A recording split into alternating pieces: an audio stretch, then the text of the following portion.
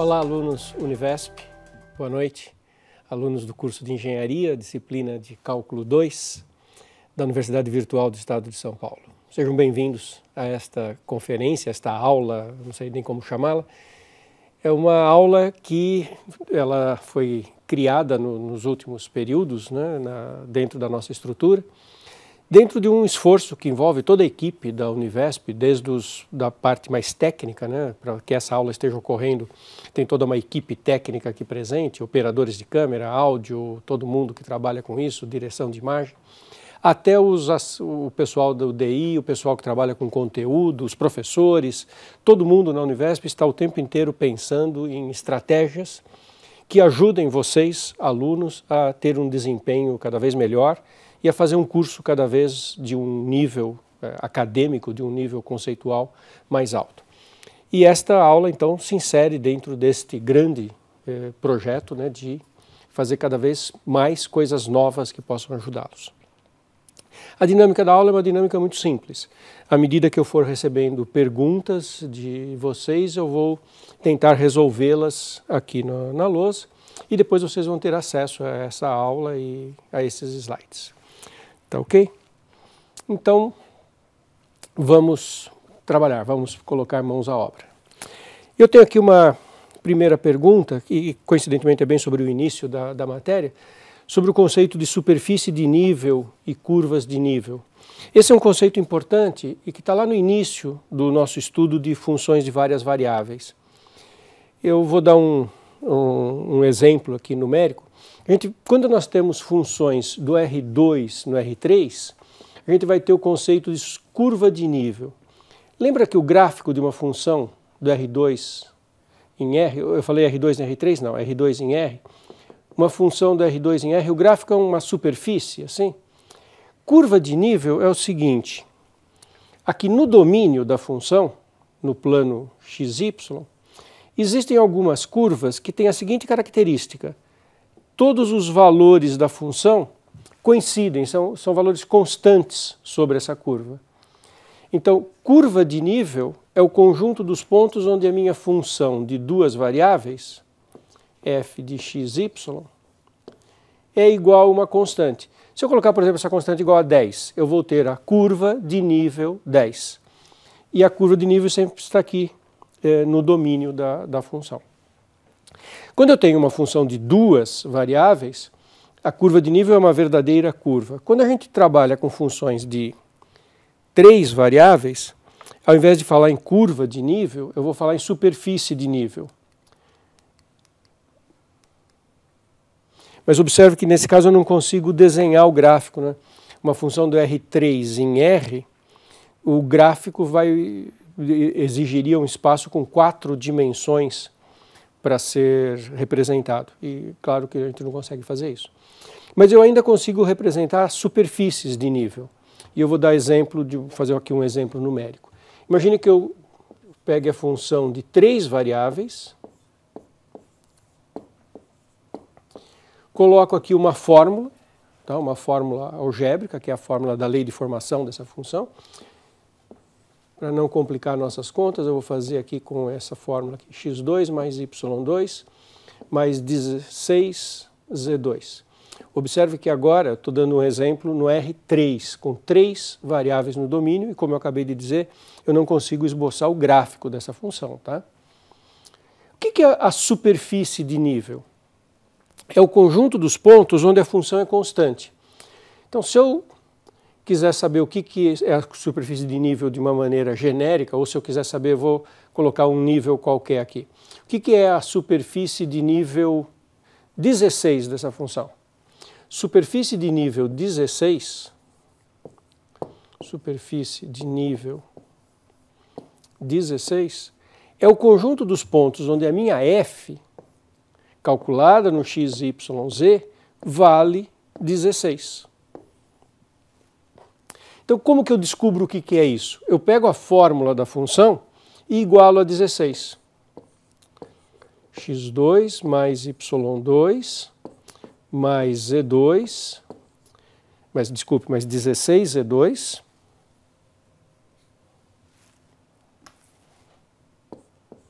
função tem um 16 ali, 16Z2 igual a 16. Para entender o que é isso, eu divido tudo por 16 e caio nessa fórmula que é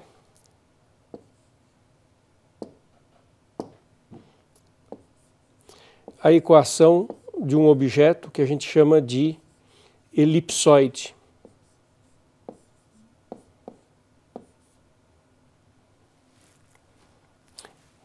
E a conclusão para essa função vai ser que a superfície de nível é um elipsoide. Aqui, olha só, quando eu divido por 16, fica Z2 em cima e embaixo fica 1. Porque eu dividi por 16, então sumiu o coeficiente. E aqui fica 1. Essa equação aqui é uma equação de um elipsoide. Ela é parecida com a equação da esfera, mas tem coeficientes aqui embaixo. E observe que quando você zera duas incógnitas, x2 sobre 16 igual a 1, isso dá x2 igual a 16, isso dá x igual a mais ou menos 4.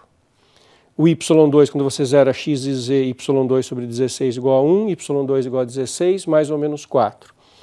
E quando eu zero x e y, z2 igual a 1, z igual a mais ou menos 1. Então, ele é um elipsoide, só que no eixo x ele vai de menos 4 a 4, no eixo y vai de menos 4 a 4, e no eixo z vai de menos 1 a 1. Eu digo que é um elipsoide cujos eixos medem 8, 8 e 2. Por que o eixo x mede 8? Porque ele vai de menos 4 a mais 4. E isso é a superfície de nível e ela tem o formato exatamente de um elipsoide. Tá? Então, esse é um exemplo de uma superfície de nível de uma função de várias variáveis. Já chegou aqui mais um pedido para fazer um exercício de polinômio de Taylor. O polinômio de Taylor de várias variáveis, ele é análogo ao polinômio de Taylor de uma variável. As contas são um pouco mais elaboradas, mas eu vou fazer então um exemplo para a gente chegar lá no polinômio. Vou pegar uma função de duas variáveis, de novo não vamos fazer exemplos hoje com contas muito complicadas, né, porque senão não daria tempo. Vou fazer aqui esse exemplo.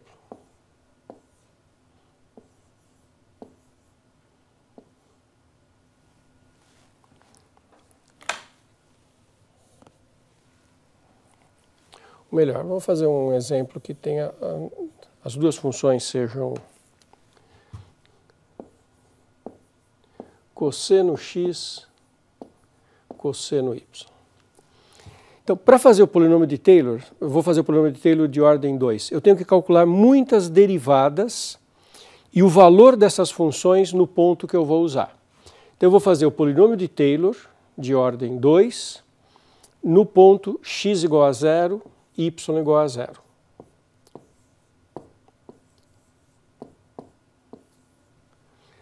Então, começo a calcular. Primeiro, o valor da função nesse ponto. Então, f de 0, 0.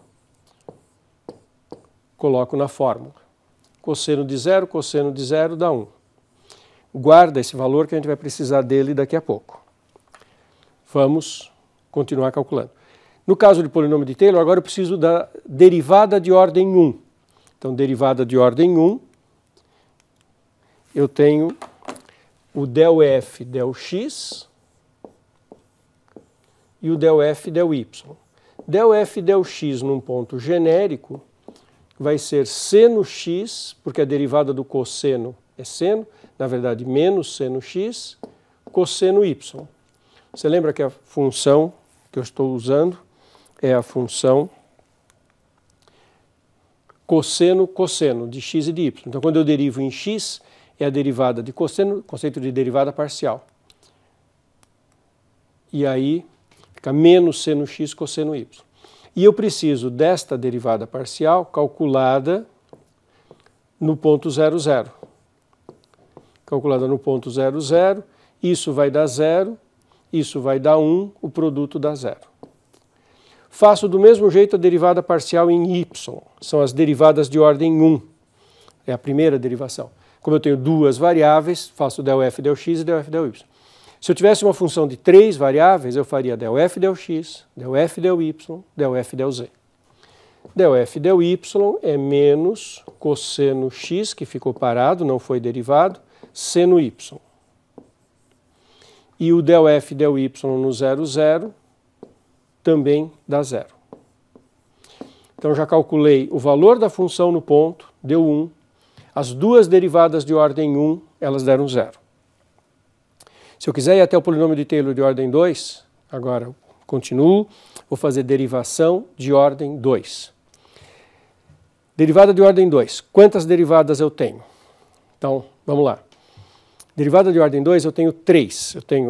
Teria 4, mas 2 são iguais. Eu tenho del 2f del x2, del 2f del y2, as duas derivadas em relação a x, as duas em relação a y, e eu tenho uma em x, outra em y. E dá igual se eu fizer primeiro em x, depois em y, ou primeiro em y, depois em x. Mas isso significa que eu tenho 3 derivadas de segunda ordem. Del 2f del x2, que é a derivada do que já era a primeira derivada em x. Que era a primeira derivada em x deu menos seno x cosseno y. Derivando agora fica menos cosseno x cosseno y. E eu preciso calcular no 0, 0.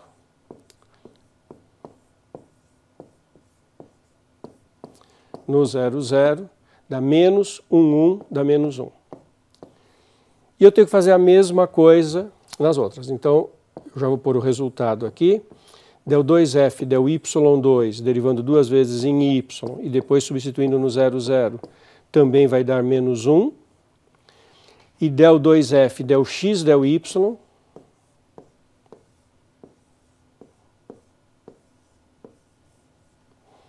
se deriva uma vez em um, outra vez em outro. A função era cosseno x, cosseno y, deriva em um, deriva em outro, vai dar um seno x, seno y, menos com menos, vai ficar mais, mas calculado em 0, 0, isso aqui dá 0.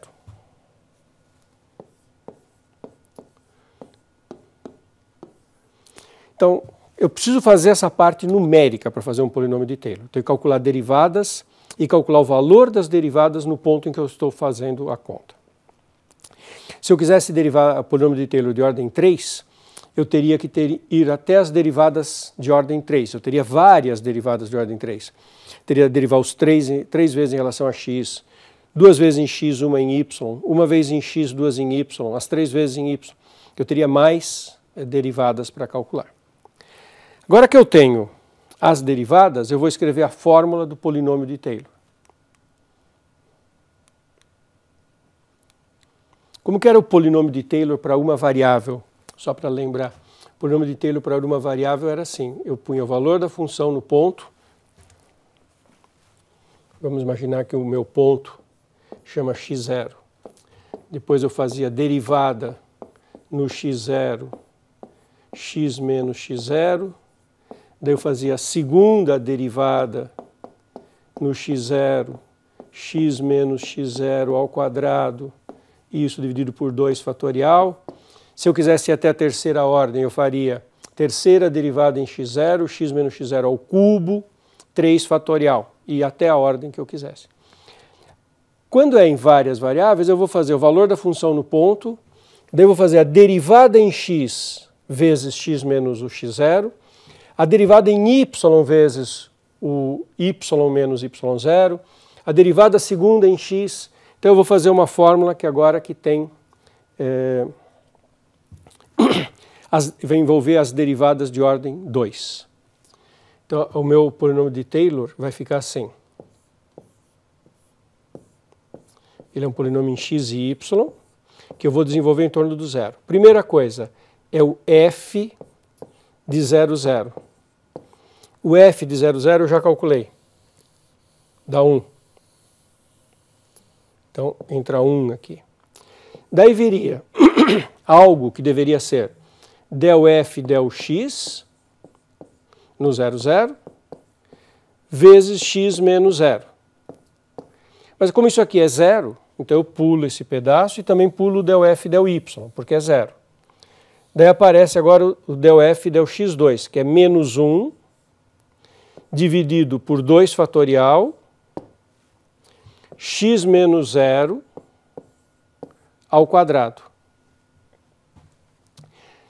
Derivada de ordem 2 em y, também deu menos 1. Então, menos 1, que é a derivada de ordem 2 em y, dividido por 2 fatorial, y menos 0 ao quadrado.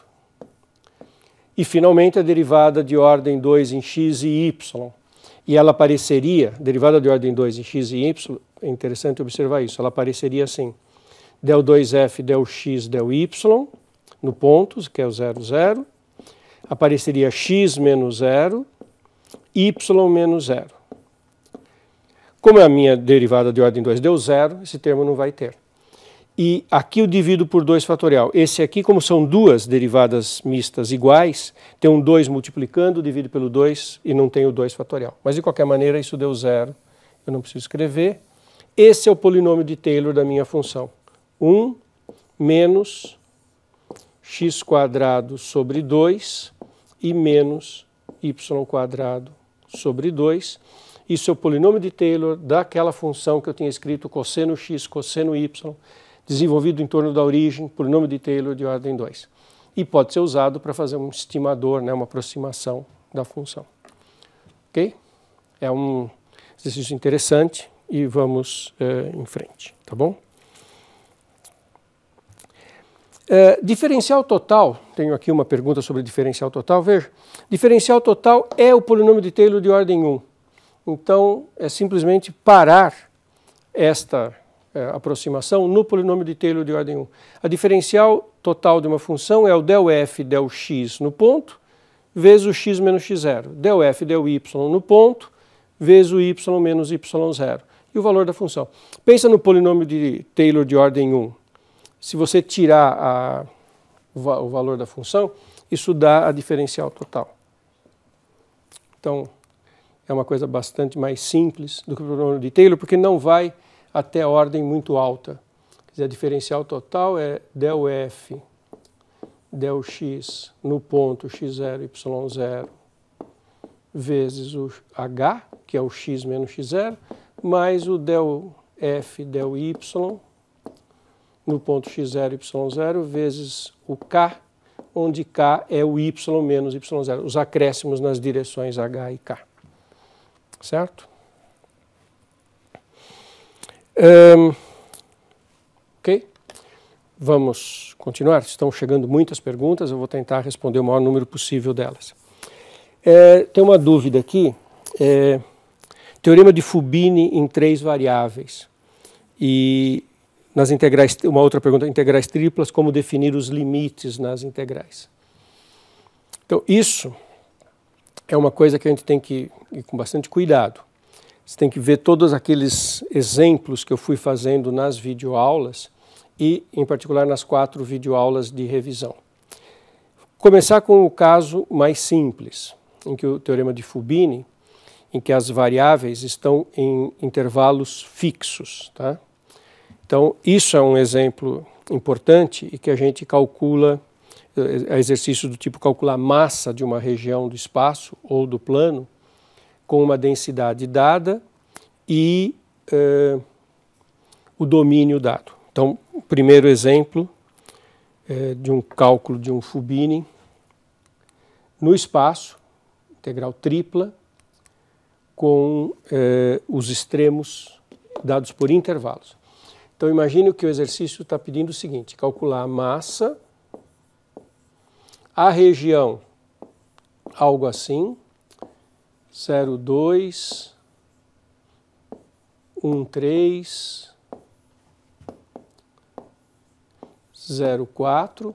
Isso é um paralelepípedo no espaço, certo? Isso é um domínio no espaço, que no eixo x vai de 0 a 2, no eixo y de 1 a 3, no eixo z de 0 a 4. Eu consigo desenhar esse domínio da seguinte forma. Desenhar em perspectiva no espaço, x, y e z. No x eu estou indo de 0 a 2. Aqui é o meu 2, aqui é 1. No y eu estou indo de 1 a 3. 1, 2, 3. Estou indo de 1 a 3. Então aqui na base xy eu vou ter um retângulo, que é esse retângulo aqui, na base xy. E no z eu estou indo de 0 a 4. 1, 2, 3, 4. Então este meu sólido fica um paralelepípedo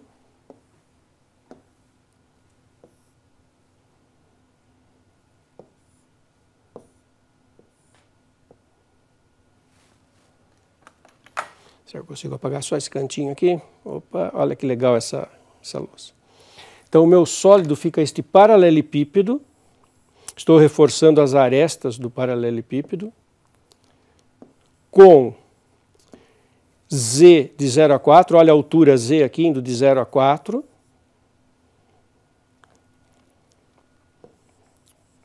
O y de 1 a 3 e o x de 0 a 2. Esse paralelepípedo cola no plano ZY porque o x sai do zero. Mas ele não cola no plano XZ porque o y começa só em 1. Esse paralelepípedo está deslocado. Então, como é que eu faço para calcular essa integral tripla se eu tiver, por exemplo, uma massa? A massa, vamos imaginar que a densidade seja a densidade XYZ igual a 2. Então, o que a teoria de integração me diz é que a massa é igual à integral tripla da densidade. Então, de um ponto de vista conceitual, o que eu quero calcular é isso aqui, integral tripla no sólido da densidade. Agora eu vou fazer o teorema de Fubini. O teorema de Fubini me diz para fazer o seguinte, é a integral em x, extremidade mais à direita, ele dá os extremos na integral da esquerda. Se olhar o meu exemplo, o x ia de 0 a 2. Então, x variando de 0 a 2. Aí eu vou colocar aqui uma outra integral. A ordem pode ser qualquer uma.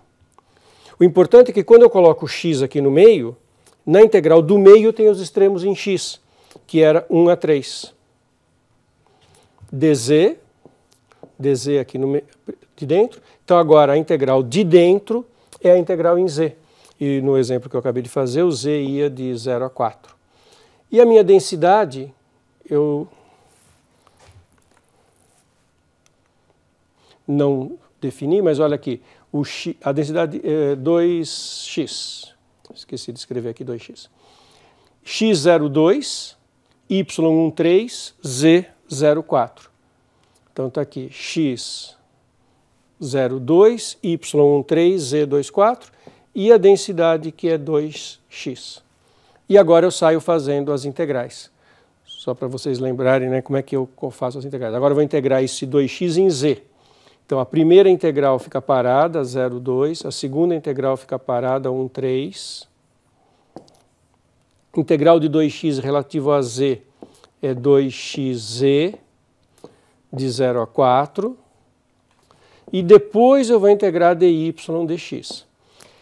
Faço z igual a 4, isso dá 8x. Z igual a 0, isso dá 0. Então ficou um 8x aqui dentro. Agora eu integro de 0 a 2. Aquele 8x eu integro em relação a y. Dá 8xy. E os extremos de y vão de 1 a 3. E depois o que der eu integrarei finalmente dx. Quando eu faço y igual a 3, dá 24x. Quando eu faço y igual a 1, dá 8x. Total 16x. Então é a integral de 16x de 0 a 2. Primitiva de 16x dx. Você percebe que eu integrei primeiro z, depois y, depois x. 16x integrado em relação a x é 8x2. Teorema fundamental do cálculo. Se eu derivar isso, isso é uma primitiva de 16x. E aí calculado de 0 a 2, isso dá 4 vezes 8, 32, e no zero dá 0, Então isso dá 32.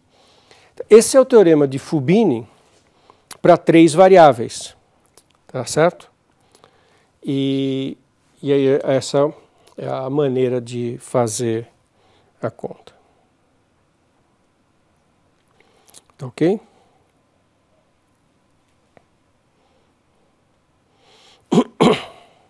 Bom,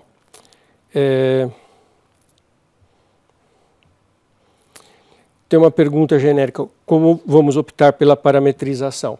Aí tem os grandes teoremas do curso, né? Tem teorema de Gauss, Stokes, são teoremas muito profundos. Então, às vezes eu uso, para fazer uma integral, seja de linha, seja de superfície, às vezes eu uso a definição, às vezes eu uso o teorema de Stokes, às vezes eu uso o teorema de Green. Aí você tem que olhar cada teorema, cada caso, para ver como faz. Uma regra básica, por exemplo, vamos discutir rapidamente a questão da integral de linha. Uma regra básica. Integral de linha é de um campo.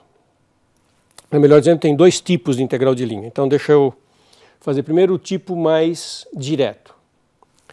Um tipo de integral de linha, gente, é quando a gente vai calcular, aparece quando a gente vai calcular a massa de uma coisa. Você tem uma densidade e você quer calcular a massa daquilo. Por exemplo, então aqui é o primeiro tipo de integral de linha, tá? Integral de linha a gente chama de campo escalar. Por exemplo, te dou essa hélice aqui, cosseno t, seno t, t. Peguei um exemplo numericamente bem simples, para que as contas sejam rápidas. E eu dou intervalo de variação do t, por exemplo, 0π. Isso é um pedaço de hélice. Eu te dou uma densidade, por exemplo, 2z, densidade em cima de xyz, por exemplo, 2z, e peço para você calcular a massa. Isso é um exemplo típico de integral de linha de campo escalar. A massa é o que a gente chama integral sobre a curva da densidade em relação ao elemento de arco. E isso não tem nada a ver com trabalho, não tem a ver com o teorema de Green. Isso aqui eu sempre que for uma integral do tipo massa, do tipo ds, eu vou ter que calcular usando a definição. E o que é essa definição? Eu vou fazer a integral no domínio da curva dessa função densidade calculada sobre a curva vezes o módulo do vetor tangente à curva e integrado ds. No meu exemplo, como é que fica isso? Então, primeiro, vamos ter que calcular o vetor tangente e o módulo. Cosseno seno t. Então, vamos fazer o vetor tangente e o módulo dessa curva.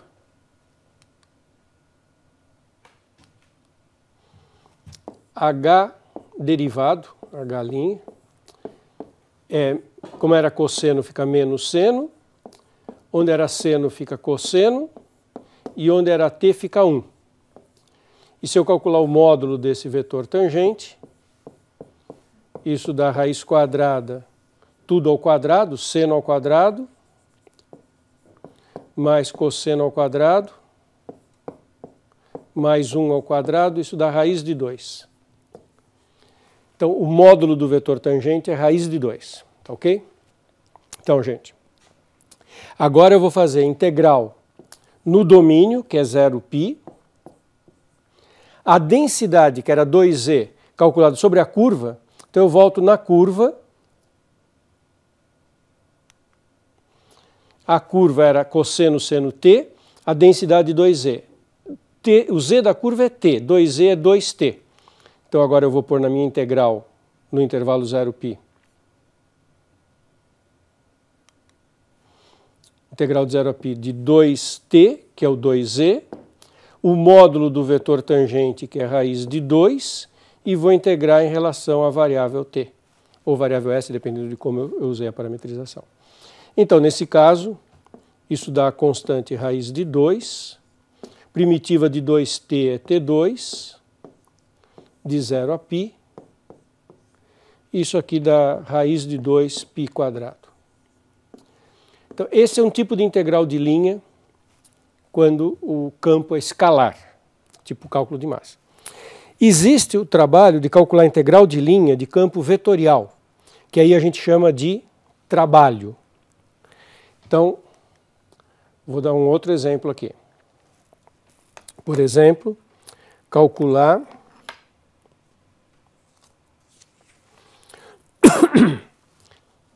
a integral sobre gama do campo x dx mais y dy mais z dz sobre a curva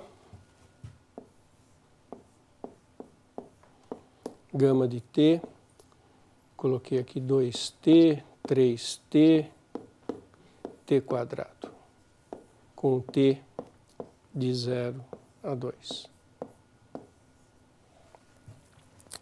Então, como que eu faço para calcular essa integral? Tem duas estratégias. A primeira estratégia é usar a definição. Definição, às vezes dá trabalho, às vezes não. Este é um exemplo que não dá trabalho. A outra estratégia é ver se o campo é conservativo. Se o campo for conservativo, a integral pode ser calculada como uma diferença de potencial. E aí eu não preciso fazer grandes contas. Isso tem que ver caso a caso, não tem uma resposta única. Se ele for conservativo, eu posso calcular pela teoria de campos conservativos ou pela definição. Esse é um exemplo que, se eu usar a definição, as contas dão muito simples. Então eu posso fazer pela definição. Como é que fica a definição disso? Essa integral, na prática, eu faço assim, integral de 0 a 2, por que 0 a 2? Porque o domínio é 0,2. Eu leio cada coisa que está escrito aqui sobre a curva. Então, por exemplo, esse x é o x da curva, 2t. Esse dx é a derivada do x da curva. Quanto que é a derivada de 2t? 2. Então aqui eu multiplico por 2. Agora, mais y. Que y? O y da curva, que é 3t. dy. Cadê o dy? Derivo a curva, 3. Mais z. Quem é o z? É o z da curva. Eu peguei t2. Vezes dz. Que dz? Leio na curva. Se a curva é t2, dz é 2t. E isso eu vou integrar em relação à variável t. Esse eu estou fazendo pela definição, sem sequer me preocupar se o campo é conservativo ou não. E agora essa conta é uma conta simples. Vou deixá-la indicada, mas é uma conta simples de fazer. Ficou uma integral de 0 a 2. Olha só, 4t aqui, 9t aqui. Portanto, se eu não errei na conta, dá 13t. E mais t2 com 2t dá 2t3. Então, mais 2t3 integrado dt. Então, pela definição, ficou fácil. Eu vou deixar essa conta para vocês terminarem, mas não é uma conta difícil. Primitiva de 13t é 13t² sobre 2. Primitiva de 2t3 é 2t² dividido por 4, e aí é o teorema fundamental do cálculo. Existem outras situações em que o meu campo ele é um campo que ele é conservativo. Então, vou responder agora duas perguntas. Como é que eu sei que o meu campo é conservativo e como é que eu faço uma integral quando o campo é conservativo? E eu vou dar um exemplo bastante mais sofisticado, que ele tem já uma orientação. de que o campo tem que ser conservativo. Eu vou agora fazer a seguinte coisa, calcular a integral x sobre x2 mais y2 dx, fazendo plano, mais y sobre x2 mais y2 dy, sobre uma curva gama. E eu vou te dar a curva gama assim. Não vou dar a fórmula da curva gama. No exemplo anterior, eu dei a fórmula da curva gama. E aí você pode usar a definição. Agora eu vou falar que é essa curva que faz isso aqui. Olha, sai do ponto x igual a 4 aqui e vai até o ponto x igual a menos 2 aqui. E eu não disse qual é a fórmula dessa curva. Eu só disse que ela sai daqui e chega aqui. Poderia ter dito o contrário. Poderia ter dito que ela saía do menos 2 até o 4. Isso vai aparecer no enunciado do exercício. Por exemplo, nesse caso que eu estou dizendo, ela liga o ponto 4, 0 até o ponto menos 2, 0. Observa que nessa sentença está dizendo de onde eu saio para onde eu vou. Eu saí do 4, 0 e cheguei no menos 2, 0. Como é que eu digo isso em português? Que liga o ponto 4, 0 até o ponto menos 2, 0. Muito bem. Se eu não te dou a fórmula, você não tem escolha. Veja só, vamos pensar juntos. Se não tem a fórmula, não tem como fazer a conta pela definição. Então, tem que ter uma teoria alternativa. É a teoria de campo conservativo. Se essa pergunta for feita para um campo que não seja conservativo, eu não vou conseguir resolver. Vamos confirmar que esse campo é conservativo. Tem duas coisas que você precisa saber sobre campos conservativos. Primeiro, que se ele é conservativo, que vale a seguinte implicação. F conservativo é o conservativo lá da física. Esse nome não é à toa. Isso é utilizado diretamente na física. Se F é conservativo, o hot do campo é nulo. A recíproca não vale. Então, quando eu quero saber se um campo é conservativo, eu calculo o hot. Se der diferente de 0, opa, então ele não é conservativo, né? Porque se for conservativo, o hot é nulo. Se eu calculo o hot e dá diferente de 0, não é conservativo. Ah, então vai ter que usar a definição ou vai ter que usar alguma outra coisa, tipo um teorema qualquer, tipo o teorema de Stokes, teorema de Green. No exemplo que eu acabei de falar, eu calculo o hot, dá 0. Aí eu falo, poxa, certeza que ele é conservativo? Não, mas tem grande chance. Como é que eu faço para liquidar mesmo o assunto, saber se ele é conservativo? Eu tenho que verificar se existe uma função potencial. A função potencial tem que ter a seguinte característica. A derivada em x é a primeira componente do campo. O exemplo que eu acabei de escrever, que está no slide anterior, é x sobre x2 mais y2. E del φ del y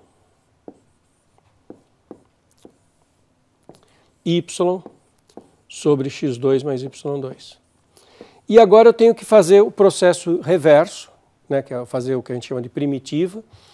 Não é simples, porque eu tenho que trabalhar com duas variáveis, eu tenho que fazer uma integração em x e uma integração em y, procurando quem é a função de duas variáveis, que se eu derivar em x e se eu derivar em y, respectivamente, dá isso e isso. Então, pensando que, olha, você tem aqui a função x2 mais y2, e o que está aqui em cima é a derivada do de baixo a menos de um fator 2. Então, aquele truque que a gente vive fazendo de multiplicar, dividir. Imagine que eu coloquei um 2 aqui e que eu coloquei um fator meio aqui na frente. Esse meio é para compensar o 2. 2x é a derivada de x2 mais y2 em relação a x. E a mesma coisa aqui, eu ponho um 2 no y e ponho um fator meio aqui. Quer dizer que isso é a derivada, 2y é a derivada de x2 mais y2 em y. Aí eu tenho que fazer o raciocínio reverso, para primitivar. Quem é a função que quando eu derivo, vai 1 sobre vezes a derivada? 1 sobre vezes a derivada, 1 sobre vezes a derivada. Qual é a função que quando eu derivo dá 1 sobre? É o logaritmo. Então, com alguma reflexão, né, eu estou fazendo super rápido aqui por causa do nosso tempo, o φ de xy é meio do logaritmo de x2 mais y2. Você verifica que se você derivar essa função em x e y, dá isso. Qual é a consequência? Olha como essa discussão não é trivial, é uma discussão muito sofisticada matematicamente. Qual é a conclusão? O meu campo é conservativo. Então, a integral de linha só depende do ponto inicial e final, e mais, é a diferença de potencial. Essa aqui é a potencial. Essa função chama-se função potencial daquele campo. É exatamente como na física. Pensa num campo conservativo em física, campo gravitacional. Qual é o trabalho realizado pelo campo gravitacional quando nós pegamos um objeto e mudamos ele de posição sob a ação da gravidade? Qual é o trabalho realizado pelo campo gravitacional quando eu faço isso? É a diferença de potencial. É a energia potencial final menos a energia potencial inicial. Quando eu faço esse movimento, eu acrescento energia potencial ao meu objeto. Isso vocês estudam na física.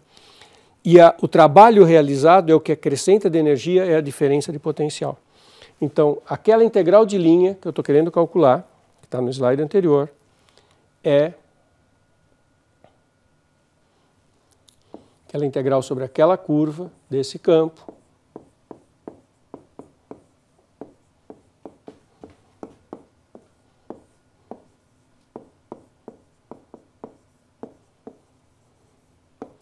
é a diferença de potencial, é aquela função potencial calculada no último ponto.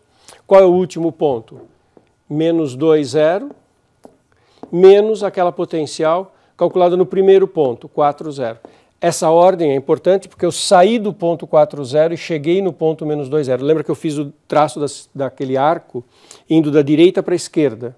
Então eu comecei aqui e terminei aqui. É a potencial no final menos a potencial no inicial.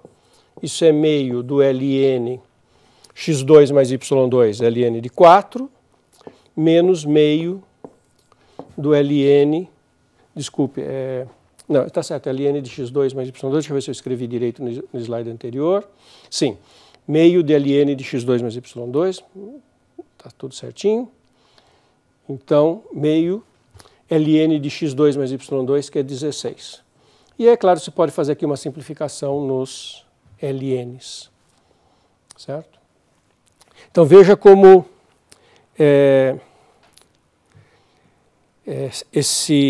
essa teoria é uma teoria ampla e que exige muita reflexão da gente para saber se faz de um jeito ou de outro a nossa conta. Tá?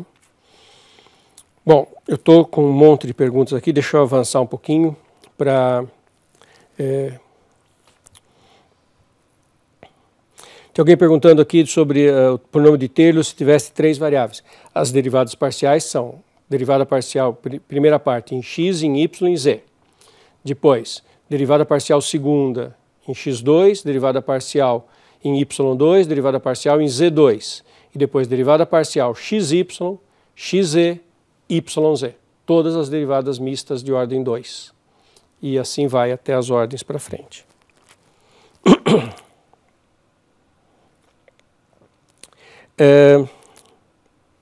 Vamos continuar aqui.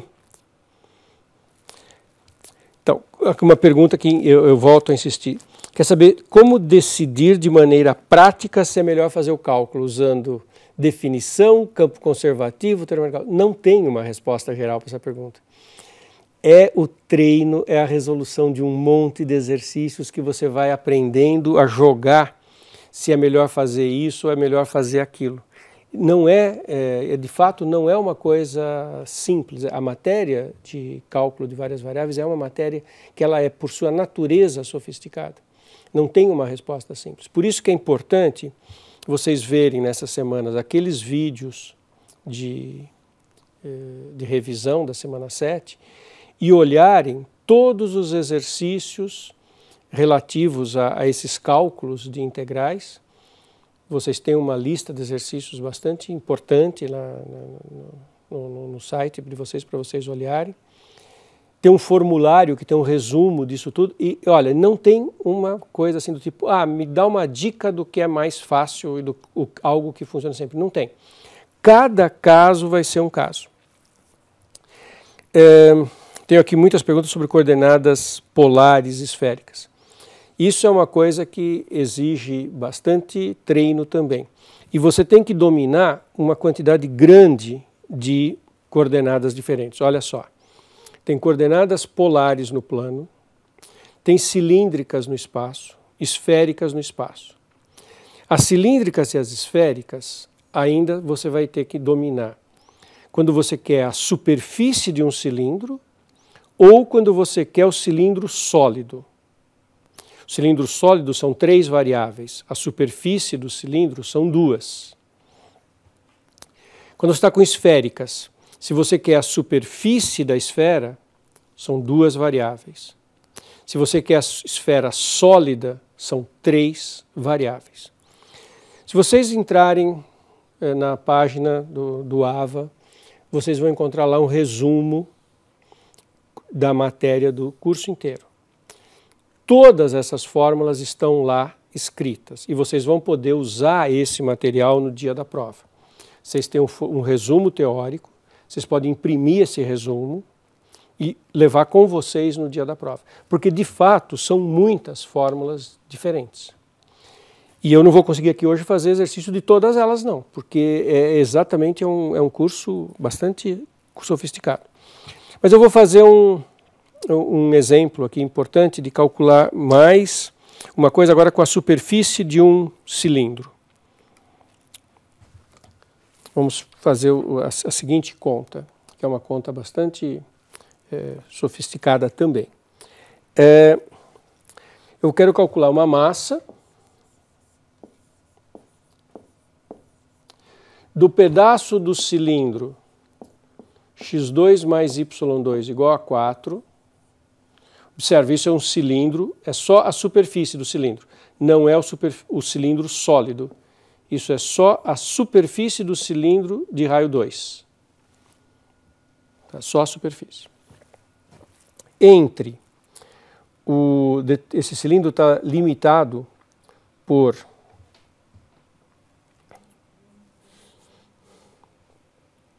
Onde é que eu escrevi aqui o meu cilindro? Ah, está aqui. Ele está acima do plano Z igual a 5 menos x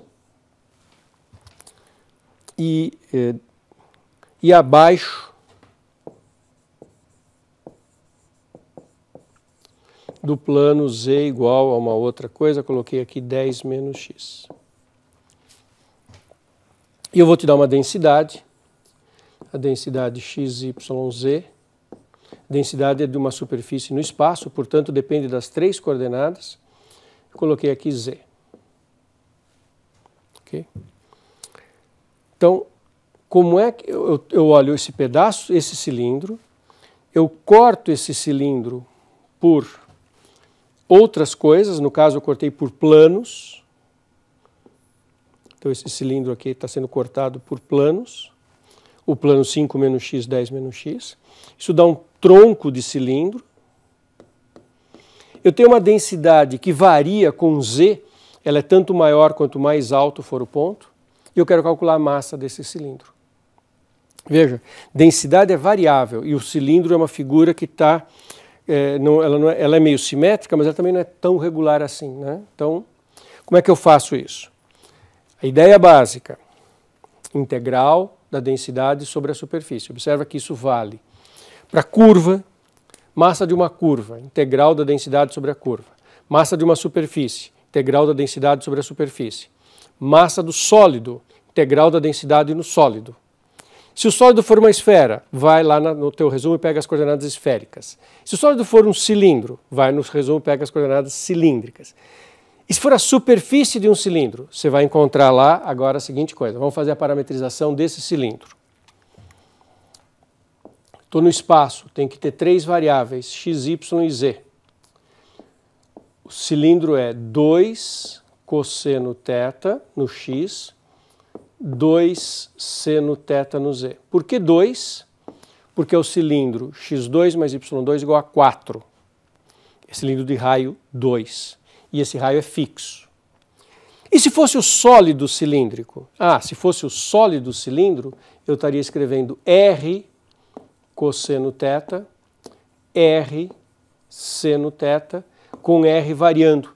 Aí o meu cilindro, ao invés de ser Sol de raio 2, ele seria um cilindro sólido. Tá? Bom, mas não é isso que a gente está fazendo agora. Não estou trabalhando com o sólido cilindro, estou trabalhando com a superfície cilíndrica. Então o raio está fixo. Esse θ varia de 0 a 2π.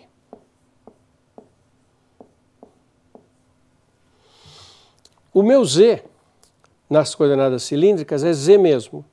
Então, as coordenadas cilíndricas é R cosseno, R seno, Z igual a Z. Como o meu raio é fixo igual a 2, então eu fiz o raio fixo igual a 2. O Z varia na vertical entre 5 menos 2 cosseno θ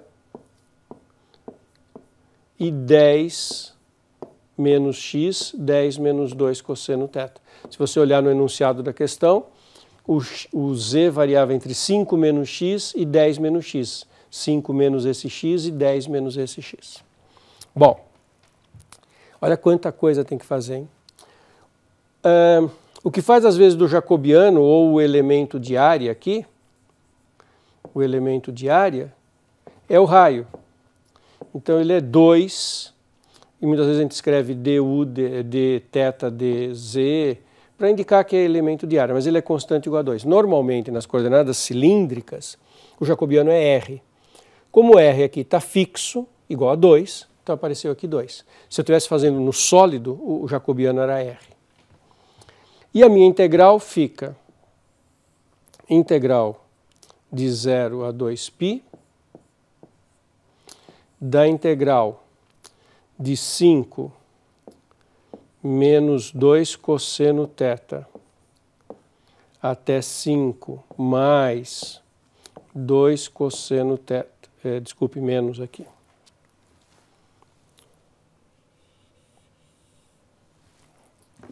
Sim, 10 menos 2 cosseno θ, extremo inferior e extremo superior. A densidade que eu coloquei foi densidade Z. Z é Z mesmo. O elemento de área é 2. Isso é 1 vezes. E eu vou fazer a integral dz dθ. E aí eu vou fazer, a primitiva é Z2, jogar o Z aqui, elevar isso ao quadrado, fazer a subtração. Vai dar... São estratégias trabalhosas, né? Opa, eu misturei as imagens. Vamos lá.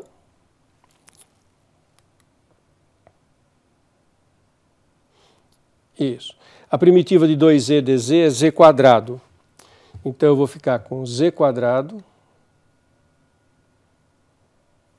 Ficar com a integral de 0 a 2π. Z quadrado calculado naquele 10 é quadrado do primeiro menos o duplo produto. Lembra que era 10 menos 2x. O duplo produto, 10 menos 2x.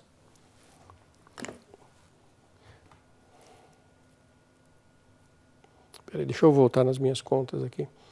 Era 10 menos x, desculpe, né? 10 menos x, que é 10 menos 2 cosseno θ. Isso aqui vai ao quadrado, porque a primitiva de 2z é z2. Z2 calculado aqui.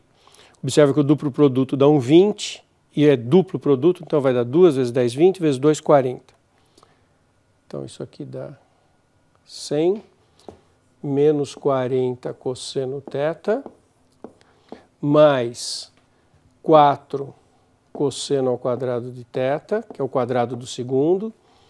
Tudo isso menos, agora vem a segunda parte, que era o quadrado do primeiro, 25, menos aquele duplo produto que era 5 e 2, que dá 20, cosseno θ, e mais 4 cosseno ao quadrado de θ, que era o quadrado do segundo. Isso tudo para integrar dθ. Observa que esse 4 cosseno cancela com esse daqui.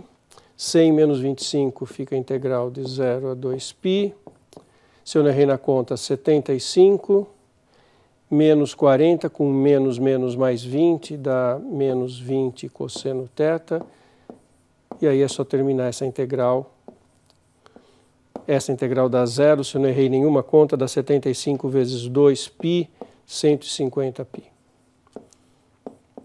Então aqui eu fiz um exercício em que eu calculei coordenadas cilíndricas na superfície do cilindro. Então vocês precisam rever as coordenadas cilíndricas na superfície do cilindro e no sólido, esféricas na superfície e no sólido. E cada exercício é um exercício à parte, né? Como fazer para achar o jacobiano? Existe uma teoria geral para achar o jacobiano, mas que nós não vimos nesse primeiro curso de cálculo de várias variáveis. O que você precisa saber numa primeira abordagem é que o jacobiano das coordenadas esféricas é ρ2 seno φ. Se for a superfície esférica, é o r ao quadrado seno φ. O jacobiano da superfície cilíndrica é o raio ponto, raio fixo, e no cilindro sólido é o r. Tá? E tem uma teoria para calcular o jacobiano para qualquer mudança de variável, mas nós estamos utilizando basicamente essas. Tá?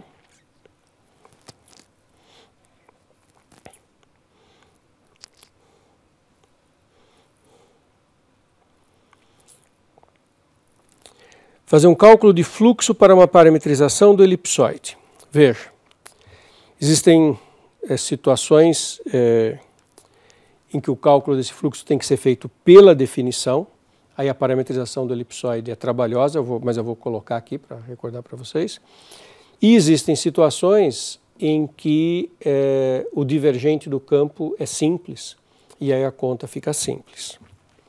Então, vamos fazer uma ligeira abordagem disso. O que é o teorema de Gauss? O teorema de Gauss, ele me dá exatamente a ideia de fluxo, e tem duas maneiras de eu calcular o fluxo.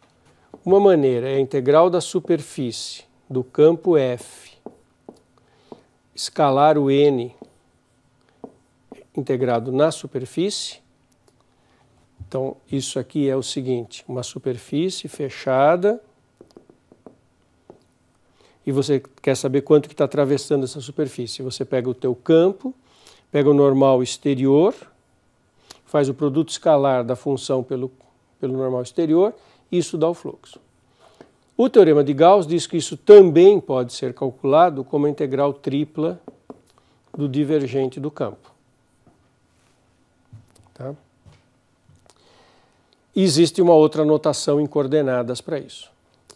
Veja só, se o seu div for fácil, às vezes essa integral tripla é mais fácil de fazer. Por exemplo, imagina que o div dê constante.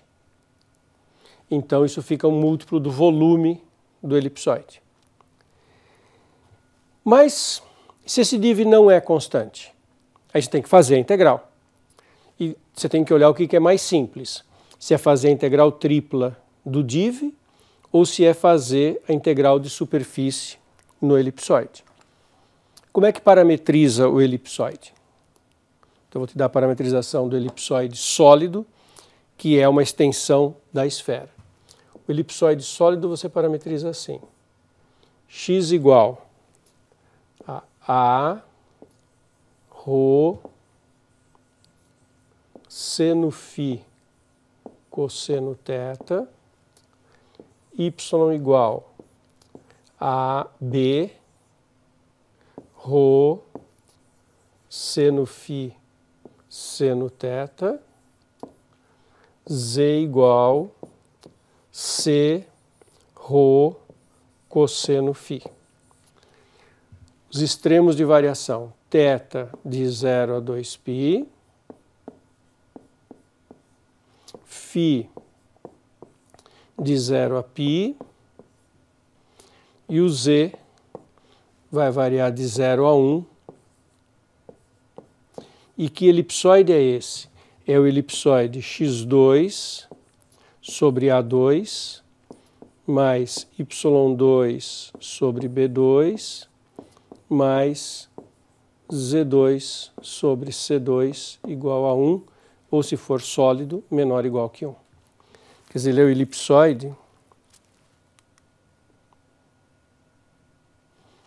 que faz a seguinte coisa. Ele não é uma esfera, né? Ele é um elipsoide.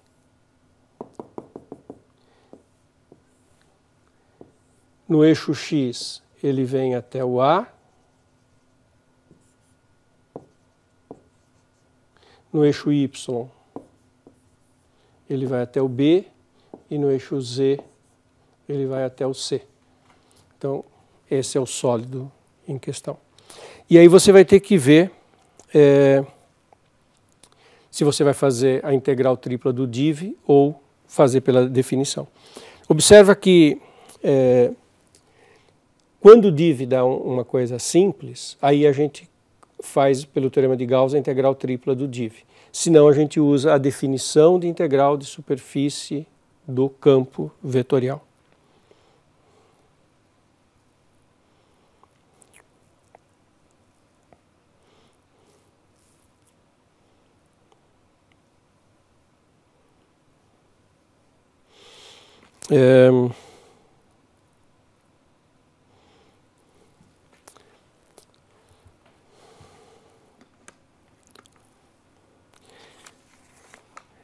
Um tipo de situação importante que aparece muito é calcular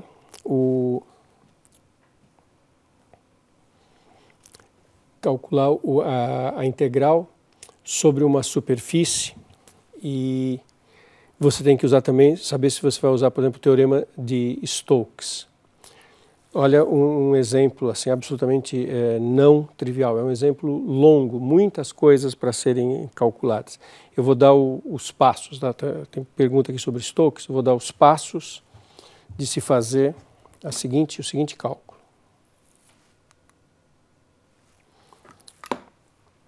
Uma coisa que a gente indica da seguinte maneira: calcular a integral sobre uma curva do campo, deixa eu ver um exemplo aqui legal, 2x, y, z3.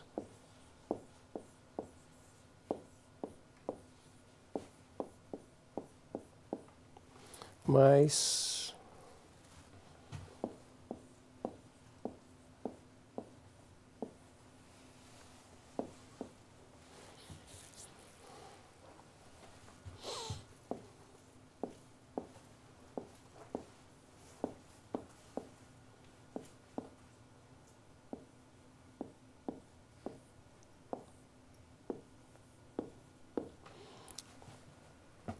olha só, calcular uma integral de linha no espaço, e a gama que eu vou te dar é a curva que é o bordo de um retângulo no espaço. Olha que elaborada essa situação.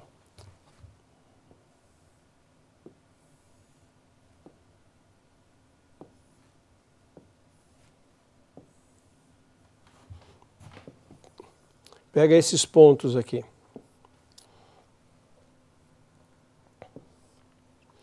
Esse aqui é o ponto 0, 0, 3. Esse ponto aqui é o ponto 0, 4, 3. Esse ponto aqui é o ponto 1, 4, 0. E esse ponto aqui é o ponto 1, 0, 0. E eu quero calcular aquela integral de linha sobre este retângulo no espaço. Olha que exercício sofisticado. Quer dizer, quem é a curva? A curva é formada por 4 segmentos, que são os 4 segmentos que são o bordo deste retângulo. Este é o campo. Então, primeira coisa, definição. Vai ser meio trabalhoso, são muitas 4 curvas no espaço, parametrizar, fazer substituição. Teoria de campo conservativo. Primeiro teste vê o Roth. eu vou já te dar o resultado do hot. Se você calcular o hot desse campo,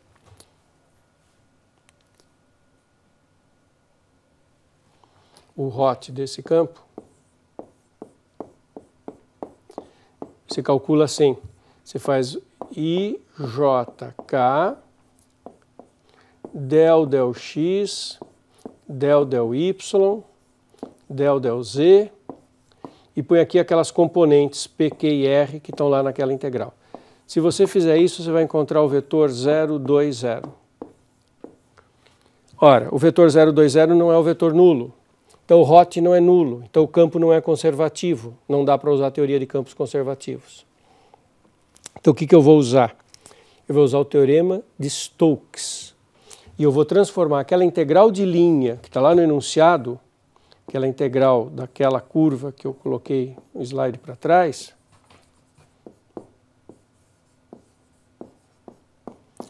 é igual à integral dupla sobre a superfície daquele retângulo que está em vermelho no slide anterior, do hot f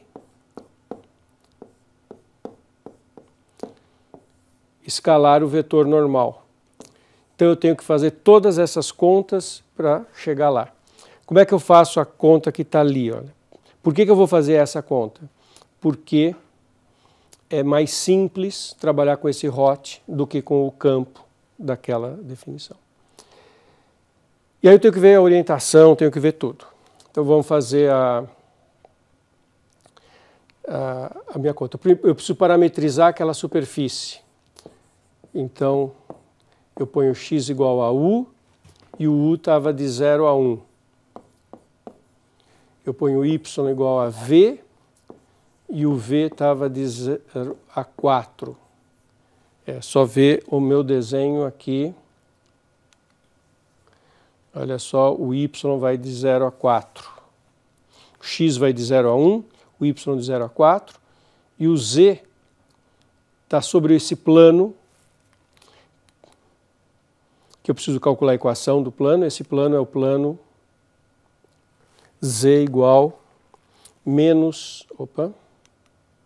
Aquele plano é o plano menos 3x mais 3. Então o z fica 3u menos 3.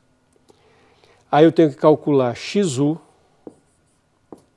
derivo tudo em u, dá 1, 0, 3. Tenho que calcular xv, derivo em v, 0, 1, 0.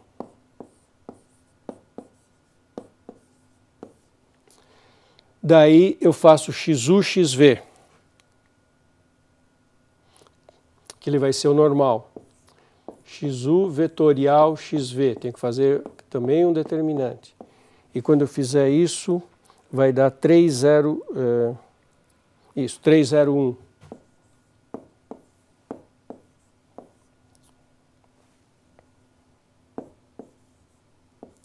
E aí a minha integral de superfície vai ficar a integral de superfície do hot v n sobre aquele retângulo. O n é 301, o hot v é 020. Então, por acaso, esse produto escalar deu 0 e essa coisa virou integral de 0, que dá 0. Por pura coincidência, o campo não é conservativo, mas a integral deu 0. Isso muitas vezes acontece. Tudo isso se eu não errei na conta. Mas você percebe como é estruturado esses raciocínios? A gente muitas vezes tem que fazer todas essas contas para chegar na resposta. Bom,